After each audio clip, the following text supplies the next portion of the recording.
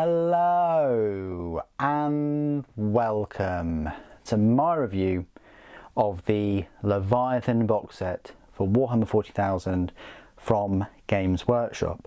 One of these box sets would normally cost you £150.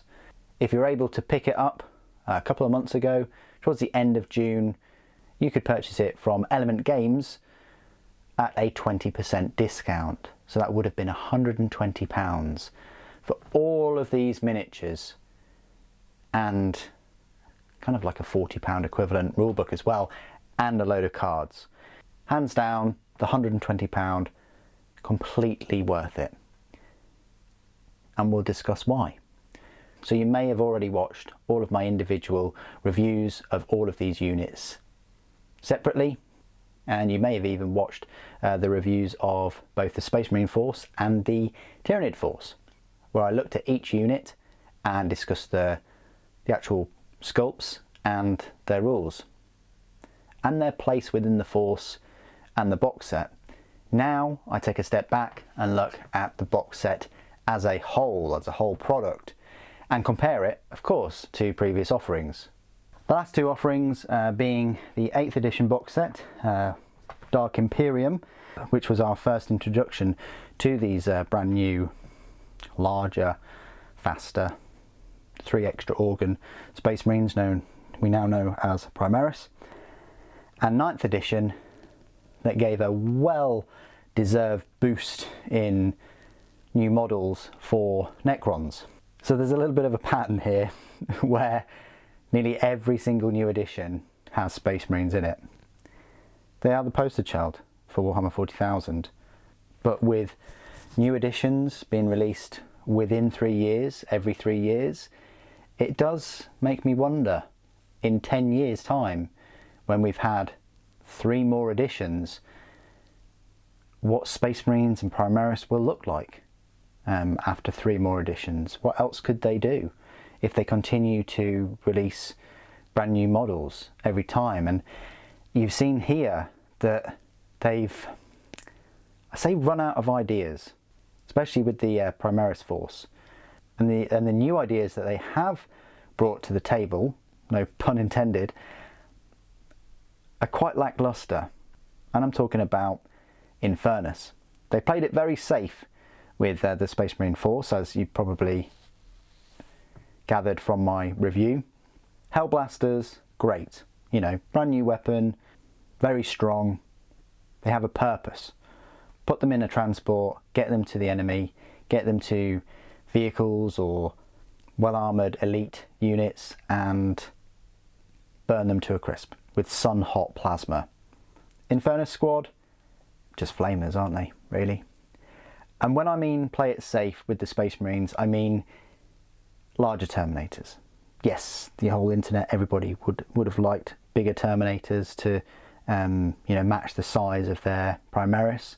Now Primaris can get in Terminator armour. Normal Space Marines can use this Terminator suit as well. But there's still that anchor of lieutenants with the Primaris Force. Games Workshop still like to just include a lieutenant or two here and there every few weeks, it seems. So what they've done is they've increased the sizes of everything, of the Apothecary by turning it into Gravis, of the Librarian in Terminator armour, of the Captain in Terminator armour. Obviously they've given the Stern Guard the Primaris treatment, but nerfed their weapons a little bit, or at least the war gear options. And then with the Dreadnought, they've given that the Redemptor treatment. They've taken a Mortis pattern Dreadnought and they've just given it that Redemptor chassis and called it a Ballistus. And that Dreadnought is very lackluster, especially when you compare it to the Brutalis Dreadnought and the new things that brought to the Force. The Tyranid Force, on the other hand, played it safe with the Termagants, but everything else they've taken a chance with. You know, these new type of lictors, these Van Ryan Leapers they're called. So excellent models, fun to build.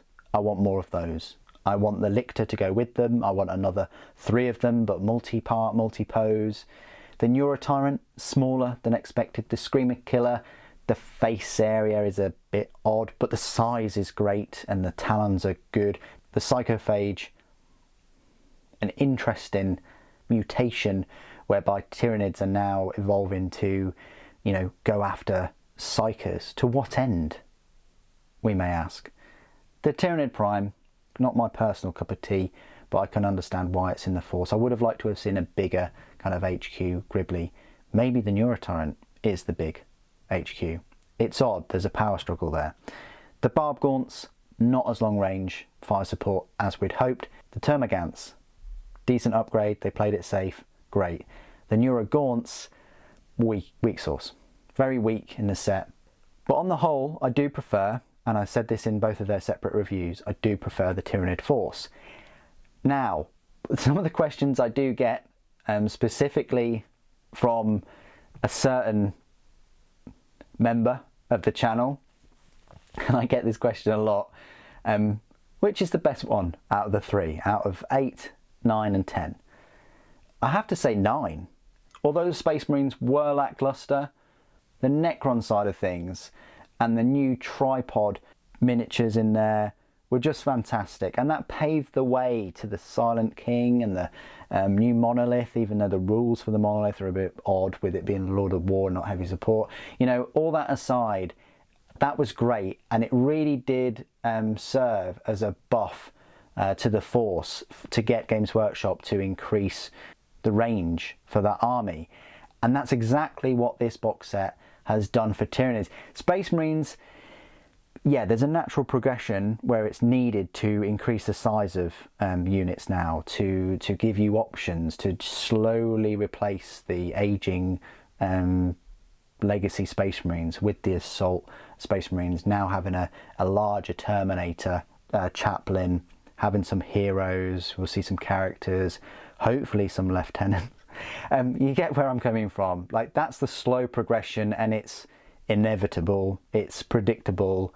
But Tyranids, you know, having Tyranids in this set is fantastic. It's odd that they've done away with the set completely. I think they could have just kept the set going at least for a few months after Space Marine 2 comes out, because when people get Space Marine 2 in their hands, and that's their first introduction to Warhammer 40,000, they are going to be biting at the chomp to get some kind of miniature form, and this set would have been it. This set would have been the one that had some Space Marines in, it had some Tyranids in. That's great. Although you're not getting many of the units that I think you're going to see in Space Marine 2. I think this is quite an eclectic taste. You know, you're not going to get any jump packs in this set. You're mainly going to see the Termagants in the game, maybe some Hormagaunts, and some Tyrant Guard as well. Probably a Carnifex or two. But still, that would have been great to keep this set going. And like with the Necrons, this Space Marine, these new edition box sets are catalysts to increase the second tier army, so to speak, in the set, and it's to broaden their range, and they've done a great job from what I can see. The Norn Emissary looks great. Death Leaper, alright. The Lictor looks very good though. They've given a refresh to the genestealers, multi-part Termagant set, and the Hormagaunts, and the Pyvor, which we desperately needed too. So if anything, that's what these sets are very, very good at. They're good at improving the secondary army's model range. The Space Marines, as I said, predictable. You're going to get bigger, better, detailed minis and things like that. But certainly there's higher positives for the other Force. Other than that, value for money, it's a fantastic set. Going back to the original question, yeah, I still believe 9th edition was a better set. 8th was good because it introduced you to Primaris, and we got those lovely, lovely Death Guard models. But out of the three, I'd probably say this is the weakest set out of the three. Only by a little. It's only beaten a little bit by those awesome Death Guard models in the Dark Imperium set, which again paved the way to Mortarion in plastic and lots of other awesome Death Guard minis. For £120 though, you know, with the discount, you can't go wrong.